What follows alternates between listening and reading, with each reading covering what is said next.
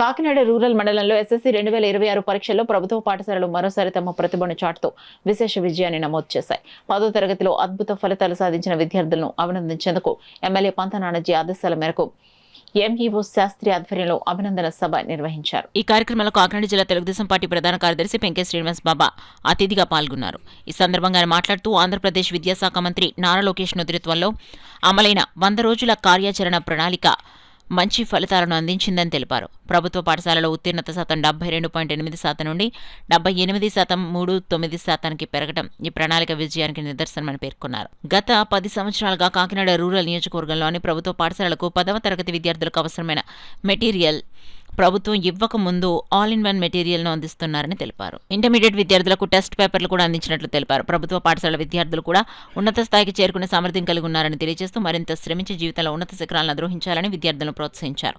అనంతరం ప్రతిభ కనబరిచిన విద్యార్థులకు English grammar and composition పుస్తకాలు అందించారు.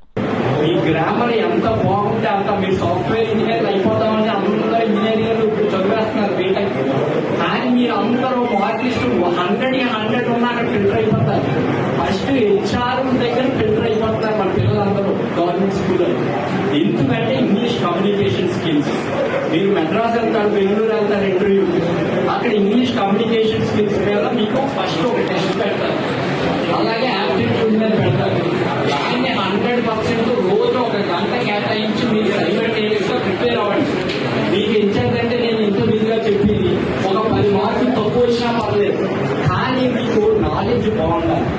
అందుకే మీ ఫౌండేషన్ ఎలా బాగుంది, దీన్ని మీరు ఇంప్లిమెంట్ చేసుకుంటూ మీరు సెల్లలు పట్టుకుని ఆడుకోకుండా నాకు ఏదో 10th ఎక్కువ మార్కులు వచ్చేసినాయి అని మీ కాన్సన్ట్రేషన్ ఎంతసేపు రేపు ఫ్యూచర్లో మీరు జాబ్ రావడానికి ఏ టైప్ ఆఫ్ టెస్టులు వెళ్ళాలి అన్న కాన్సన్ట్రేషన్తో ఉంటే ఇందాక మన ఎంఆర్ఓ గారు చెప్పినట్టు ఖచ్చితంగా ఏ టెస్ట్ అయినా మీరు క్వాలిఫై అవుతారు.